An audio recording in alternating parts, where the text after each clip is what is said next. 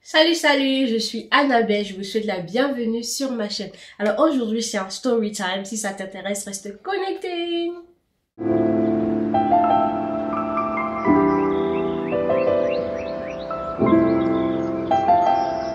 Alors aujourd'hui je vais faire deux story time en une vidéo. Alors, la première, je vais commencer par celle de la proposition indécente. Aïe.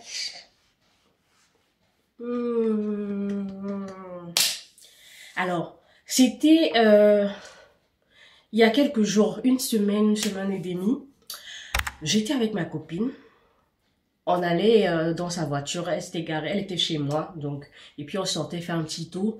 Donc, on allait où elle a garé sa voiture, parce que moi, je suis un peu dans un endroit central. Pour se garer, c'est compliqué. Et si tu te gares devant chez moi, tu peux avoir un ticket, parce que c'est, voilà, c'est payant. Donc, elle s'est garée un peu loin. Donc, on a marché pour aller où il y avait sa voiture. J'avais porté une petite robe, il commence à faire chaud ici. J'ai porté une petite robe fleurie et j'ai mis un petit, ma chemise jean au-dessus, parce qu'il y a quand même un petit vent.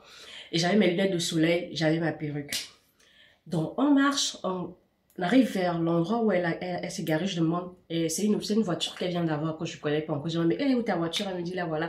Et elle me fait le truc, clic, clic. Donc, je vois la voiture, je vais vers la voiture. Mais quand même, quand on parlait et on avançait, j'avais remarqué ce monsieur-ci qui venait vers nous et qui nous regardait vraiment, tu vois.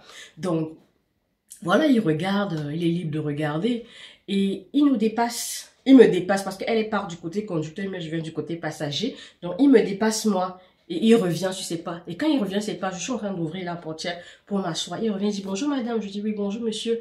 Il dit ah bah, est-ce que vous connaissez quelqu'un qui a besoin d'une personne qui offre ses services gratuitement à domicile? Je dis j'ai bugué d'abord et puis j'ai dit ah non, je sais pas, désolé. Avec un sourire, il est parti. Et je rentre dans la voiture, je dis à ma copine que le monsieur vient me demander un truc de travail, mais il m'a prise pour une chef d'entreprise ou quoi. Elle me dit, qu'est-ce que le monsieur t'a dit? Je dis, mais il m'a demandé si je connaissais quelqu'un qui avait besoin des services gratuitement. Elle se met à rigoler, je comprends pas. Elle éclate de rire, elle me dit, mais attends, t'es sérieuse? Je dis, mais je comprends pas. Elle dit, qu'est-ce que tu as dit? Je dis, non, non, mais j'ai dit, oh non, désolé, je connais pas. Avec le sourire, elle a rigolé de plus belle. Je comprends rien. Elle me dit, mais ça, si c'était une offre de... Il veut les services dont il parle, c'est pas avec il va travailler quoi chez toi. Quand tu le vois, il peut travailler quoi chez toi. C'était d'être ton toutou de trucs. Donc, c'était... c'est un travailleur de sexe.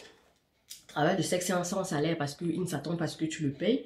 Et c'est ça le service. Donc, il allait être mon toutou. Et ce genre de personnes, bon, d'après ce que l'explication que j'ai eue et ce que j'ai compris, c'est des gens qui sont, c'est des soumis. Donc, je pouvais, donc je peux lui demander de faire ce que je veux qu'il fasse. Je peux décider d'attacher ses mains. Je peux décider de le frapper, de lui demander de m'appeler, dire oui maîtresse. Genre, bref, je suis en train de vous raconter les nuances. J'aurais tout vu sur cette terre, oh my god. J'étais dépassée. Parce que non, j'avais pas compris ça comme ça. Et après, quand elle m'a expliqué, je revois encore la scène, je revois encore le monsieur, je le revois qu'elle nous regardait, je le revois en train de venir vers moi. Et puis je me dis, mais en fait, le monsieur n'est même pas... Donc, il me donnait pas envie de... Voilà. Il était pas propre, il n'avait pas l'air propre, il n'avait pas l'air normal. Et voilà. Donc, je me dis, non, c'est au moins... Si tu veux faire ça, au moins, ça ressemble un peu à quelque chose. Like, I'm sorry, guys. Ne prenez pas ça mal. Je veux dire, il devrait avoir un truc qui devrait me donner envie de vouloir, qui vienne pour ce genre de service. Je sais pas, un peu de feeling, un peu de petit charisme, petit... I don't know. Il n'avait pas ça. Donc ça c'était mon expérience. Donc si quelqu'un vous rencontre dans la rue et vous fait une proposition, c'est une proposition indécente. C'est pas genre quelqu'un qui cherche le travail. Moi je pensais vraiment qu'il cherchait du travail. Après je me dis mais si tu cherches le travail, tu demandes pas aux gens dans la rue. Bah après je me dis ah mais peut-être je ressemble à une chef d'entreprise, peut-être non, ce n'était pas ça. Et puis je me suis dit mais pourquoi moi, pourquoi pas ma copine, pourquoi pas, je sais pas, est-ce que j'avais donné des airs de quelqu'un qui peut faire ce genre de truc, ou il a un penchant pour les femmes noires, pour les femmes un rond pour, je sais pas, qu'est-ce qu'il a attiré, pourquoi il m'a demandé ça à moi, 10 millions de questions, ah voilà, j'avais pas de réponse, mais je sais pas, je me sentis bizarre, je dis, bref, c'est pour ça que je voulais vous raconter ça, proposition indécente. Hey, maintenant, deuxième story time. Je suis allée pour la première fois au Roland-Garros. J'ai accompagné quelqu'un au Roland-Garros qui avait des billets. Donc, ils sont partis voir le match, un match de solidarité. C'est quand même un match amical entre Adrian Manarino et Hugo Humbert. Je vais écrire leur nom parce que je suis sûre que j'ai écorché les noms. Donc, c'était le jeune qui jouait. Bah, je vous raconte comment ça s'est passé. Moi, mon expérience à moi, la première fois, la petite blédade qui arrive au Roland-Garros, voilà, dans le 16e. Donc déjà, j'ai pas pu aller en même temps que mon ami, donc il est parti avant moi et moi je l'ai retrouvé parce que je venais de l'église. Et donc j'ai pris le taxi. Donc je prends le taxi déjà, on arrive à l'endroit. Déjà, l'adresse que mon ami avait donnée, il avait écrit Roland-Garros. Et sans préciser, parce que Roland Garros a une agresse, c'est pas parce que c'est Roland Garros où tu dis, bah voilà, tous les GPS, non. Ça nous a amené dans une rue, je crois le chauffeur de taxi m'a dit qu'on était, le chauffeur Uber m'a dit qu'on était dans le 17e ou le 18e, une rue qui s'appelle Roland Garros. Mais clairement, ça ressemblait pour un. Je dis que mais on est où? Il me dit, ah, on est arrivé, madame. Je dis, arrivé où? Parce que ça, moi, je suis allée au Roland Garros, le stade où on joue le tennis, pas ici. Il dit, ah oui, d'accord, bah, rappelez la personne qui a fait le truc, ok, peut changer l'adresse et mettre la bonne adresse. Donc, je vais sur Internet, pas ça, je trouve la bonne adresse. Déjà, sur le billet, on avait mis le nom, en fait, du stade où on devait faire où le match qu'on allait regarder allait se jouer. Donc, ce stade-là avait une adresse vraiment précise. Donc, c'est l'adresse que je donne maintenant au chauffeur, enfin, à mon ami, qui change maintenant de son côté pour que la course maintenant aille plutôt de l'autre côté. Genre, que le chauffeur Uber m'amène plutôt à la bonne adresse. Donc, finalement, on a resté énervé parce que je me suis dit, mais on sera en retard. Je sais qu'on a nos places, hein, je sais. Mais je veux voir le début. Déjà, quelqu'un qui comprend pas déjà le match. Donc, je veux tout voir pour bien, voilà. Donc, bon, je viens déjà énervé comme ça. On arrive à Roland Garros. On n'arrive pas arriver à passer jusqu'à devant la porte. Arriver devant la porte où il devait me déposer devant l'adresse. Il me dit, voilà, le Roland Garros là-bas, le chauffeur, hein, Hubert. Le Roland Garros là-bas, la police avait barré, donc on ne peut pas continuer. Donc, allez-y à pied. Je regarde, c'est déjà 7 minutes, il n'y a pas de souci, je descends. Je marche, je me renseigne, je vais à telle porte, je crois que c'était la porte 1 et le stade, c'était le stade Philippe, je sais plus trop quoi. Il y avait des gens justement qui vérifiaient déjà les billets jusqu'à ce que tu arrives vers la porte, quoi. Donc, quand je présente, ils me disent, ah oui, oui, c'est là, ah oui, c'est là, Philippe Chatrier, un truc comme ça.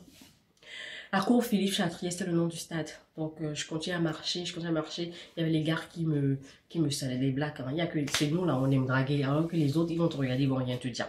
On s'est demandé, ah oui, vous êtes très jolie. Je dis, ah merci, c'est gentil. Et puis, je continue, blabla. Après, on arrive à une porte, on dit, bon, c'est ici, vous allez entrer. Et puis, là, à l'intérieur, vous allez continuer maintenant jusqu'au stade où vous voulez partir. Pas de souci, j'arrive. Mon billet était électronique, donc j'ouvre mon téléphone, forcément, le billet, le code barre. Je scanne avant les gens fait tout les palper et puis regarder dans le sac et puis voilà mon code bas, je rentre, je suis dans le truc.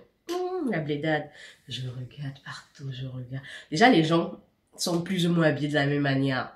Petit truc, petit polo blanc, la casquette ou bien le chapeau. Je vais mettre une photo de comment moi j'étais, mon chapeau que j'avais mon polo, les lunettes de soleil, petit short. Il y avait certaines filles qui avaient des petites robes, donc c'était presque, voilà, on se ressemblait, voilà. Donc, quand je rentre là, il y avait un petit match amical qui se passait là, et puis il y avait des boutiques tout le long, il y avait des boutiques où ils vendaient des t-shirts avec Roland Garros dessus, ils vendaient des balles de tennis aussi, ils vendaient des tasses, ils vendaient... je crois il y avait des shorts, ils vendaient des chapeaux, il y avait plein de petits trucs souvenirs, ils vendaient des trousseaux de clés, des petits trucs souvenirs justement qui voilà que tu étais au Roland Garros. On dit Garros ou quoi, bref. Donc j'ai continué, je demandais ouais je vais en fait à telle porte et à la cour Philippe Chatrier, on me dit ouais allez comme ça, vous dépassez, il y a un stade d'abord, le stade quoi, vous allez dépasser ce stade et c'est derrière ce stade qu'il y a où vous allez, bah en tout cas il faut aussi que je puisse localiser mon ami ou que mon ami puisse me localiser pour qu'on rentre ensemble. C'est comme ça, je marche, je demande, on m'indique, continue, merci, machin. Après, j'arrive à un endroit où je me dis, ah non, c'est bon, je marche plus. Je l'appelle, c'est lui qui me retrouve où je suis. Donc, c'est comme ça qu'on a fait. Et il m'a dit, tu vois quoi, si je vois ci, je vois ça, je vois ça. Et il a demandé où il était à la pole, il a demandé, on lui a dit, ouais, justement, allez, c'est là, c'est, voilà. Donc, on s'est retrouvés. J'avais faim, j'avais pas mangé depuis le matin. On a cherché, bon, on n'a pas trouvé des trucs, même la crêpe, on n'a pas trouvé. Donc, du coup, j'ai dit, bon, c'est pas grave, allons regarder le match. Ça a déjà commencé, allons regarder. Et puis voilà, après, on va les manger. Donc, on rentre, on arrive, on présente nos billets, on fait monter les escaliers d'abord. On appelle la présence d'esprit de passer par l'ascenseur. J'arrive avec l'ascenseur. On était des bleus, on comptait rien. On renvoie les escaliers, monter. D'ailleurs, j'ai énervé, j'ai faim, j'ai soif. Je monte en bas les escaliers et tout. Et moi, je déteste transpirer quand je suis bien habillée. S'il faut que je transpire, je prends mes vêtements de sport, je pars à la salle, je transpire, ça ne me dérange pas. Mais quand je suis bien habillée, tu me fais transpirer, je ne suis pas contente. Donc, beaucoup de choses déjà m'énervaient. Hein? On arrive, on me dit, ah ouais, pendant qu'ils sont en train de jouer, là, ils sont en train de faire un set. J'ai les termes. Vous pouvez pas rentrer. C'est quand on va faire la pause pour, je crois qu'ils changent de truc. Bref, quand on va faire la pause entre le set, que vous pouvez entrer là. Il va faire signe pour rentrer. Donc, ce que les demoiselles, les dames, bref, qui étaient là, nous ont dit. On a attendu. Et moins de 10 minutes, hein. Ouais, on nous a fait rentrer. On a localisé nos places pour s'asseoir. Bon, je regarde, j'observe pour comprendre, je regarde le tableau, je vois les deux noms, je vois un moment, c'est une personne qui a 0 et l'autre a peut-être 10 ou 15.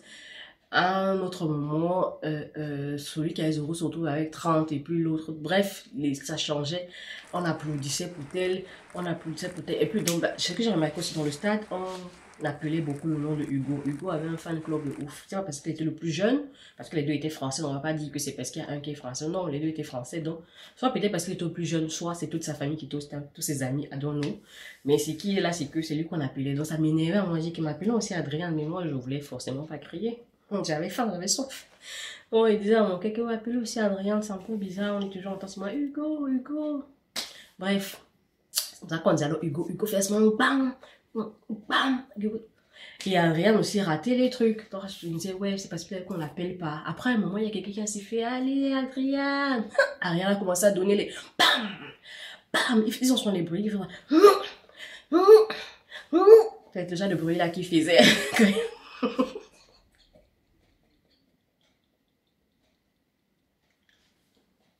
Oh, bref, donc c'était ça. Et je sais même pas, on est pas jusqu'à la fin. Le soleil. Je sais pas quel plaisir les gens ont à s'asseoir au soleil, sous le soleil. Le soleil est vraiment sur, et le soleil était vraiment sur, ça frappait. Et les gens étaient là, je regardais autour de moi. J'étais pratique, limite c'était que moi en fait que ça gênait. Je n'aime pas rester au soleil comme ça. Déjà, je trouve que ça va affecter ma peau. Et non, je n'aime pas. Je n'aime vitamine D. Thank you, I don't want. Donc, on est resté, j'ai filmé un peu. Il y avait une petite ambiance, hein, à un moment, il commence à taper les trucs, à taper des mains, à taper, je sais pas ce qu'il tapait. L'autre côté, notre côté était un peu le côté des gens trop sérieux, j'ai pas compris. Mais de l'autre côté, c'est où on criait le nom de, où ils criaient les Hugo et tout ça, et où on jouait et tout. Et eux, ils avaient l'ombre là-bas. Nous, on était au soleil. Je regardais seulement comme ça, je comprends même pas, je vois, on tire, après l'autre rate, après machin, et après on applaudit. J'étais comme le chien devant la télé. Peut-être même le chien devant la télé comprend des trucs, mais moi je comprenais rien. Je comprenais rien. Donc j'ai regardé, on a regardé peut-être 3, 4, 7, 3, 7 je crois. Oui, on a regardé peut-être 3, 7, après on a dit, gars, bonjour. Bonjour, c'est pas pour nous, on est venu pour l'expérience. Maintenant je sais ce que c'est que le Roland Garros. Je suis allée au Roland Garros. J'ai regardé un match au Roland Garros. T'as regardé toi? Non. Donc, c'était ça, mais mon expérience au Roland Garros. Et ma proposition indécente faite par le cher monsieur. Donc, si la vidéo vous a plu, n'oubliez pas de mettre un j'aime, un petit commentaire et de vous abonner si ce n'est pas encore le cas. Et on va se retrouver à une autre vidéo. Bye!